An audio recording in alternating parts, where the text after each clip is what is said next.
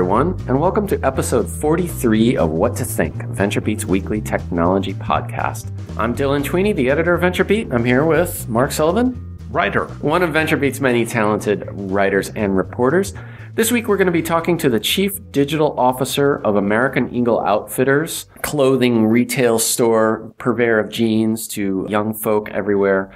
His name is Joe Megibow, and he'll be telling us all about how American Eagle does mobile marketing and kind of what some of the issues facing mobile marketers and how you might be able to get better deals by downloading their app. I don't know. But first, we're going to talk about some tech news highlights from VentureBeat.com. Let's start with Google Wallet. You pointed out that this was one of the biggest stories from the last week because Google is now going to be able to run its wallet app on a wider range of networks, right? Because it acquired technology from a company called Softcard, which now allows Google Wallet to work with three major wireless carriers, AT&T Mobility, T-Mobile, and Verizon Wireless. Right. Well, when Google Wallet first came out a few years ago, there was some excitement around it, much of it in the media, the tech media, but it never really took off. And one of the huge reasons why it didn't take off is that they couldn't get carriers to pre-install the app on Android devices. Right. So there just wasn't the visibility there that people needed to use the service. And the reason that the carriers wouldn't put it on those phones is because they were developing their own payment platform, and that's what this is. Right. They were working on Softcard. So what ended up happening is the carriers set up this company, which used to be called ISIS. I was going to say, is this not the company that was called ISIS until some terrorists gave that word a bad name? Right. So they changed the name, but they were bleeding cash all along. They hired a bunch of people, some very expensive people to work on this mobile payments platform. So they're selling it off. This is a huge thing in the mobile payments realm. If you believe that this is going to be Apple Pay versus somebody like in an arms race to get, top of wallet or whatever you want to call it. This would be the somebody. This is definitely the somebody. It's a little bit unclear about what Google is going to be buying on the technology side from the Softcard platform, but I think what they're mainly buying is the carriers. Yeah. And so this makes them a much more legitimate player. And also Google Wallet will now be pre-installed on lots and lots of Android devices, virtually everything, right? Right. So that's interesting. Now, I was always confused. I think Google Wallet has a much more confusing message right now than Apple Pay. I never knew if Google Wallet was something that I used when I was browsing the web or something that I might use when I went to a store, or maybe it was both. I don't think Google has done a very good job of communicating that. Maybe the carriers, which seem to be good at communicating consumer propositions, might have more success at that now that they're... It's been a while, I'll admit, since I've used Google Wallet, but I know that there were more friction points in that process than there is in using Apple Pay. Apple has bent over backwards to make it super, super simple to use. Right. And I think Google has a little bit more work to do in that area, and hopefully they'll be able to do it with some of the technology they're getting from Softcard. Okay. Speaking of Apple Pay, that's a good segue to the Apple Watch, which will be coming out in just a couple months now. And one of the key features of that is that it will support Apple Pay, so you can tap to pay with compatible near-field communications reading terminals. Mm-hmm. So tell us what's going on with the Apple Watch. A couple developments in the last week. Well, there's certainly been a lot of speculation on how much the high end of these watches, the Apple Edition series, is going to cost. This is the gold-plated one? Yeah. They have yellow gold or rose gold, 18 karat, and people are saying that those watches might cost as much as $5,000 a pop. Whoa. Okay, so now I've read the story, and my immediate thought was 5,000 bones for an Apple Watch? What's the logic behind that? The illogic might be thinking of it as, a luxury wristwatch, because it's not. I mean, it looks like one, it's built like one, but the guts are made out of rose gold, 18 karat. Right. But, as you pointed out earlier, in a year or two, the technology inside that expensive watch that you bought is going to be outdated. Right. And, you can only go so far pushing out firmware updates.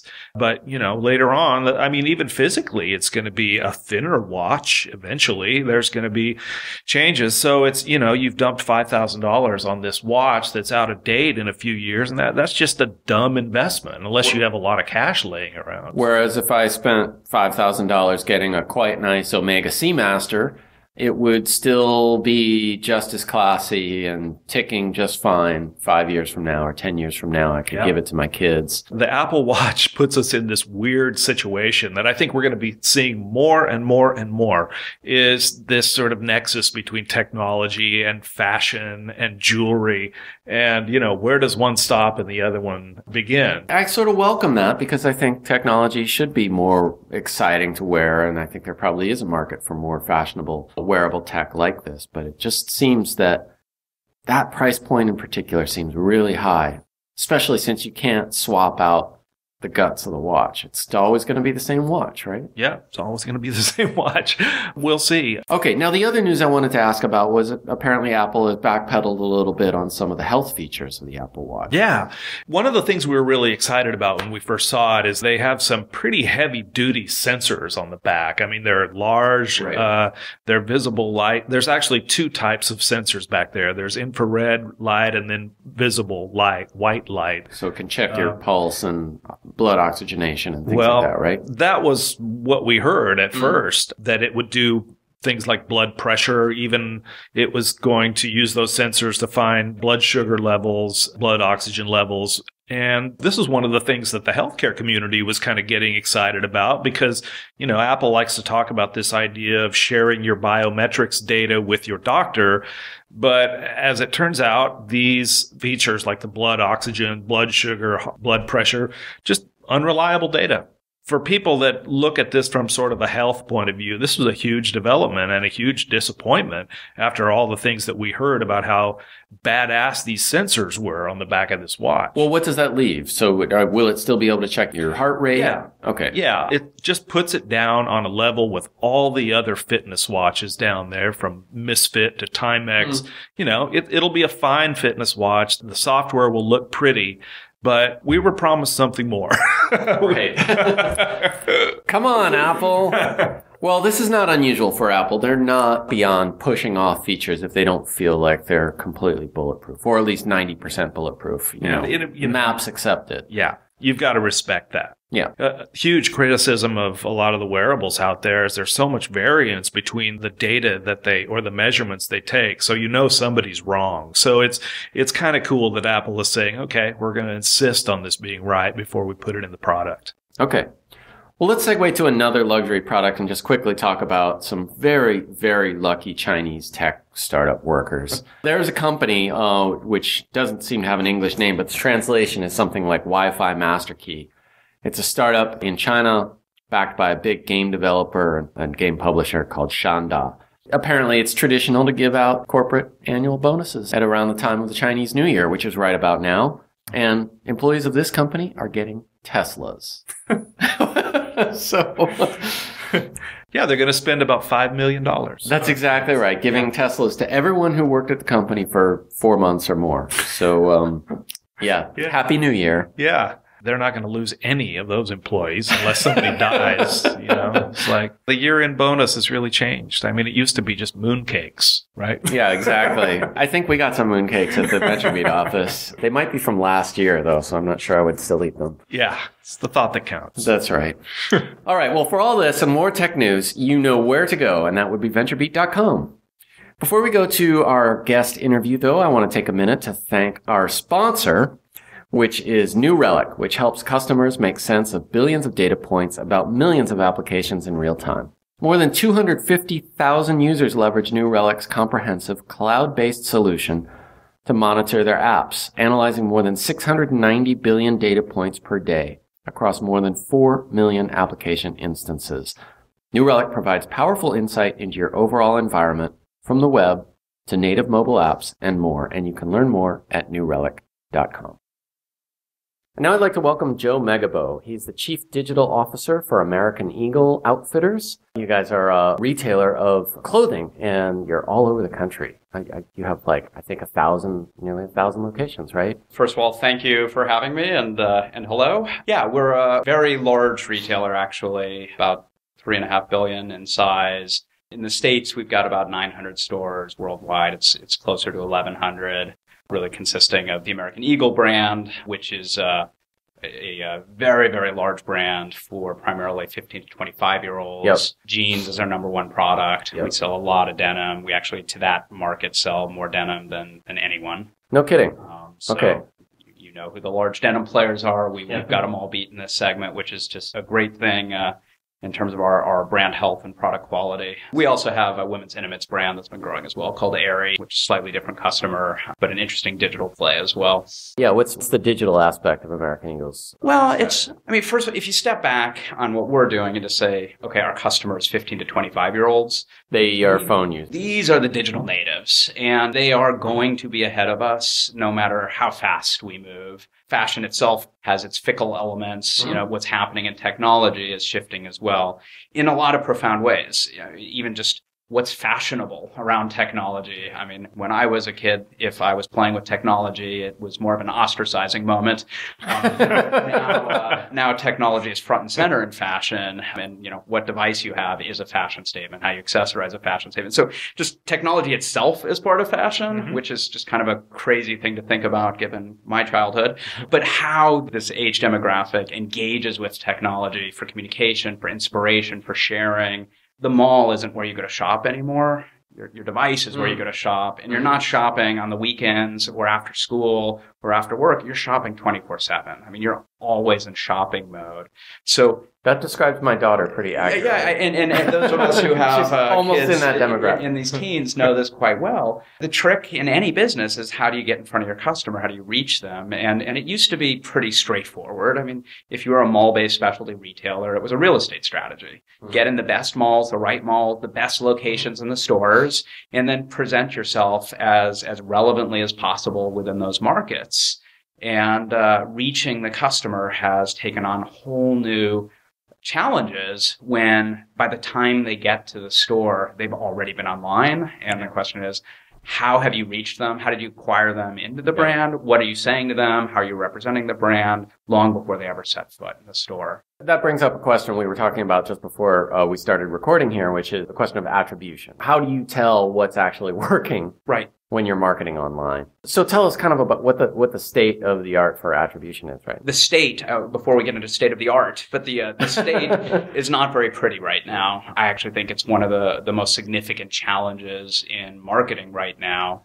There used to be pretty good models for traditional brand marketing, where you have your marketing budget, and if you're really good, you build a media mix model and really establish how do I get the best return on my marketing dollar against whatever brand health metrics that you're looking at. And then web kind of lived in its own little world where you had a very direct response approach, which is let me go put ads all over the web, which originally were these terrible banner ads that we all hated and pop-ups and other invasive things, and more has gotten to more, consumer-friendly approaches, things like Google search, where you can make sure that what they're searching for, they get relevant results and bring you into the site. But it was still pretty simple because that online customer tended to want to buy online. There was a lot more connection between looking for information and the transaction. It tended to be a single device. You at most maybe had a work computer and a home computer, but shopping tended to be on a limited number of devices, limited number of browsers. Yeah. And what you could do is you could literally say, okay, I'm going to pay for these marketing touches. They come to my site. I can track if they've come or not. I mean, they come to my site, so I know if they were there or not. And I know it's pretty simple to know where they came from. And over time, you can say, okay, if they come multiple visits, and they call this last touch attribution is the most common way. If they touched me from some marketing channel upstream, they did a search for jeans on Google and they came to my site, and 3 visits later they purchase, I can say, okay, I know that purchase was influenced by that money I spent on that jeans keyword. Right. Problem now is twofold. One, consumers are seamlessly moving between a whole set of devices. They've got their mobile device, they've got their tablet, they've got desktop, they're using a variety of friends' devices and public devices. Even on the mobile device, they're using apps and mobile web, which actually have different tracking mechanisms. And then in the real world, where we've got this notion of brick and mortar, they're seamlessly going in and out of these digital touches and the physical stores, which don't have the same tracking abilities. Now, when this was sort of a minority, you had your 10% of users that maybe did this, you could deal with it. But when it starts getting to the point like where we are now, where half of my traffic is mobile, but Significantly more of my transactions are on desktop. So already now I've got a massive disconnect between where I'm spending my marketing dollars and where the transactions are occurring. And half of my daily traffic across stores and digital are now digital. So let me stop you right there, because you just said half your traffic is on mobile. That's right. And surely that proportion is growing. Absolutely. But far more than half of your transactions are on desktop. Correct. Does that mean that as people move to mobile, they stop purchasing from you online? This is a very troubling piece of data that is getting a lot of industry coverage right now. And IBM, just as an example, published a retail summary of the holiday season, and they said, similar to what I'm saying, about half of shopping was done on mobile, but the transactions happened 3-to-1 on desktop. So if that's true, and if mobile's growing and converting much less, by itself, you look at that and you say, we're in trouble. Right. I would be very nervous. Now, if that were also true, all of our businesses would be plummeting right now, and they're not. So you got to dig under and see what's happening. And what's happening is consumers are seamlessly navigating between mobile and desktop conversion is growing a lot. Now, there's always been an inverse correlation where the less traffic you have, the more conversion you have. But we're even seeing this cross-channel now, that as more traffic goes to mobile, the traffic left on desktop is converting much higher. And you start to see that those users are going across the two. But that's not how we think about marketing dollars. It's not how we think about channel development.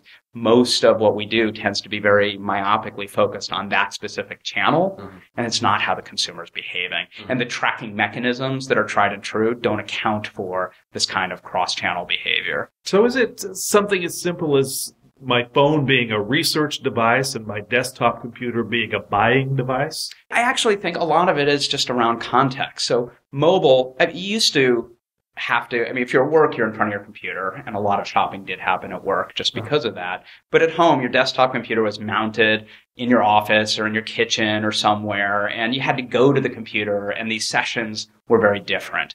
With mobile, your desktop computer is in your back pocket 24/7, or if you're 15 to 20, it's not in your back pocket, it's glued to your left hand all day, and it's available. So there isn't really a window when I'm shopping or when I'm buying. I'm always communicating. I'm always shopping. That engagement is happening. And if you look at the kind of social tools in shopping that have really blossomed, whether it be Pinterest, where I can curate things I'm interested in, or Instagram, which is a little more of a serendipity of discovery of things as you're just looking at lots and lots of images that might be interesting to you. And a lot of that is shopping. It's selfies of, hey, look what I just tried on, look what I just bought.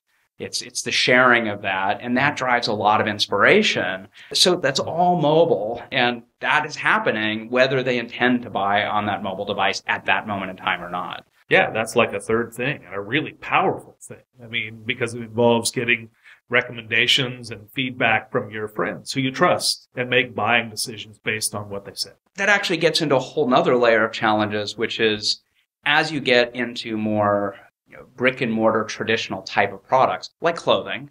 There's something very tactile to clothing. You want to touch it and feel it. People still want to go to a store. They do. But I can build some confidence in a brand. I can trust the product. And I still want to be able to online. Okay, I buy a lot of stuff from American Eagle. I understand the architecture of our sizing. I have some confidence in buying product online, but I still want to get some of those senses I get in stores, like what's popular, what's hot, what's moving, does it wear well, does it shrink well, and how do I get these cues online? And that's where a lot of these social signals online come in and why they're looking to their friends and these networks. The challenge for us retailers is how do we start to replicate those things that we have 100 years of experience doing in stores really well and just sort of naturally happens through the physical nature of stores, and carrying that over to the web, which is right now very transactional and very mechanical. And it sounds like it's not just a matter of like having a cool app either. Like you have to somehow figure out where your customers are, whether that's Pinterest or Snapchat, and engage them there, right? And even saying having a cool app. If you're thinking about a large retailer, whether it be an Amazon or a Target or a Walmart or a Best Buy or something like that, the likelihood that a customer might just naturally migrating to that app becomes a reasonable probability. When you start talking about specialty retail and you think about going to the mall or going to a lifestyle center and all the shops that you may visit, the idea that of the 10 or 15 stores you like, that you're going to download all 10 or 15 apps starts to become a slightly more challenging proposition. Right. And what really happens is the people who are going to download your apps are going to be your best customers, your most loyal customers. And again, this becomes a challenge with the retailer on, do you know that? How do you leverage that? How do you service that better customer? Also recognizing you're going to have a lot of good and active customers who aren't going to be in the app and want an equally good experience through mobile web. How do you differentiate those two? And better yet, if I can provide a better, more rich experience in the app, how do I migrate those users into the app, and whether it be incentives, loyalty programs, or so forth, and not force them. If I force them into it, bad things happen. It's how do I make it, find those consumer truths, find what's in it for the customer, and make it something that it's a benefit to them, that they'd want to do that, and give them those good experiences or surprise and delight moments where this is something that you deliver on that promise. Would you rather have them come in through the app that way or as opposed to the mobile web? That's a channel-specific question. What I want is an engaged customer who engages with my product and brand. I don't care if they transact on a desktop, on a mobile, in the store. What I want to know is that I'm reaching them with the right information and compelling them to engage. And again, we're a lifestyle brand. I want them to engage not just in a random product they may like. That's great. I'll take that. But I really want them to understand how we fit into the lifestyle as we have a fairly broad assortment. So there are things I can do in apps contextually in terms of the capability that I can't do on mobile web. There are things in mobile web I can do, again, contextually. I can geofence. I know where they are. I can reach them at different times than I can do in desktop. There are things that I can still do in stores better. And even in stores, there's a digital component. I mean, when I'm in the store, I can bring content, whether it be reviews or social signals in, and oh, by the way, this age I'm dealing with isn't as eager to talk to grown-up human beings as they are to talk to their device. So are you talking about beacons and things like that? I mean, beacons is just a trigger. I'll give you an example of how powerful beacons could be. We did some studies. We put beacons in about 100 of our stores. And I was just looking to try to find, could I do little micro incentives to just change behavior in the store? And I'm not talking big marketing pushes and invasive things, because that stuff, I think we have enough invasion or interruption-based marketing. We just did a simple test where we said, if you come in the store, about half of the people got a secondary message that said, and this was through a marketing partner of ours, Shopkick, we said, we'll give you a little extra money. It netted out to about 10 cents in value. We'll give you a little extra credit if you try something on today. And we had beacons in the back so we could measure if they did.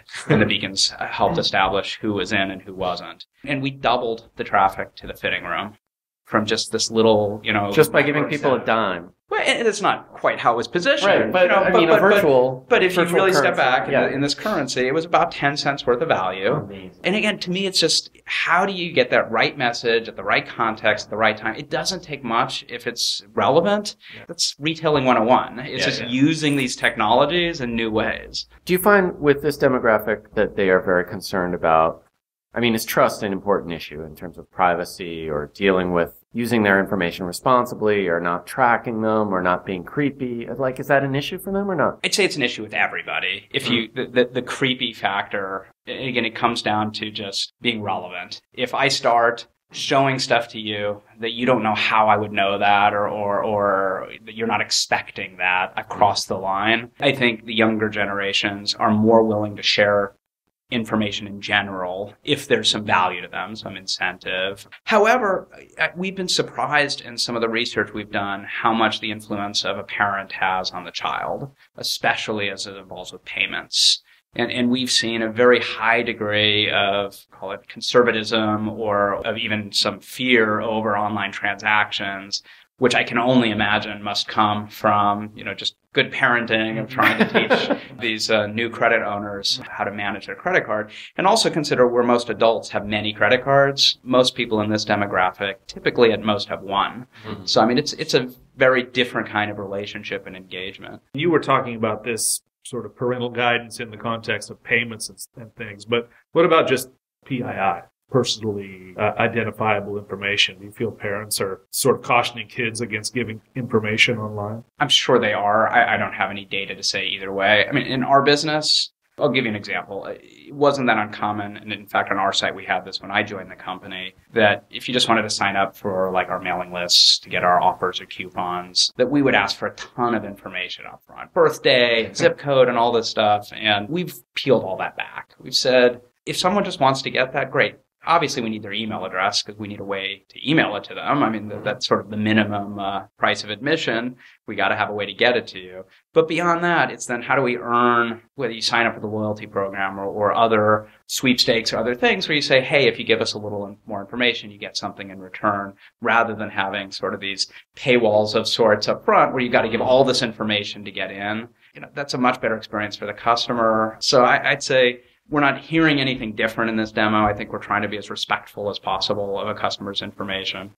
We're almost out of time. I guess I want to ask sort of one sort of open-ended futuristic question, like in terms of when you look at the next, 3 years of digital marketing, are you looking at things like wearables, Internet of Things, augmented reality, or are you starting to think about these kinds of more far out technology? We're always looking at new technologies, and we've tended to be. I mean, we were one of the launch partners presented by Tim Cook on stage with Apple Pay. I mean, we tend to, just again, given our demographic, we tend to be on the leading edge of these kinds of technologies. That said, there's a lot of stuff that floats out there for years that you see a lot of cool demos. Where we tend to tie it back, I think, is a couple things. One, you got to get the core right for your customer. I mean, having really sexy, amazing, cool technology while you're not servicing the basics right. I would argue most of retail is still in its infancy in terms of really servicing the customer well online. So I tend to start with a pretty simple order of my team, which is don't suck. You got to get the basics right. You got to remove friction. And we put a lot more energy in trying to get those foundations right, meeting consumer expectations. If and when you can do that well, I think you can get into some of the innovative stuff. We look at everything, and it's when it starts to hit the point that you can see, okay, this is going to have a meaningful difference for the consumer is when we engage. We'll test with a lot of things, but I think a lot of the stuff we're playing a little more wait and see until we can see how consumers really adopt it. Okay, so Apple Pay is there, but Apple Pay is there, and with Apple Watch you get Apple Pay as well. So yeah. I mean, we'll be there as well. Most of the retail focused tech we've tended to try out. But there's a difference of trying it out and going all in. Again, same with the beacon tests, which we had some very promising results with. But even there, having a few promising results versus saying, okay, I've got a ironclad plan for a longitudinal return on investment is a different scenario. And it's a matter of rapid testing and iterating in. Well, Joe, thank you very much for joining us for What to Think, VentureBeat's Technology News Podcast. It's really great to have you. My pleasure. Thank you for having me. Thanks. And thank you, listeners. As always, you can find us online at VentureBeat.com. And if you haven't subscribed to our podcast in iTunes or Stitcher yet, please do so. Just search for What to Think, and we'll see you next week. Until then, I'm Dylan Tweeney. And I'm Mark Sullivan. Catch you later.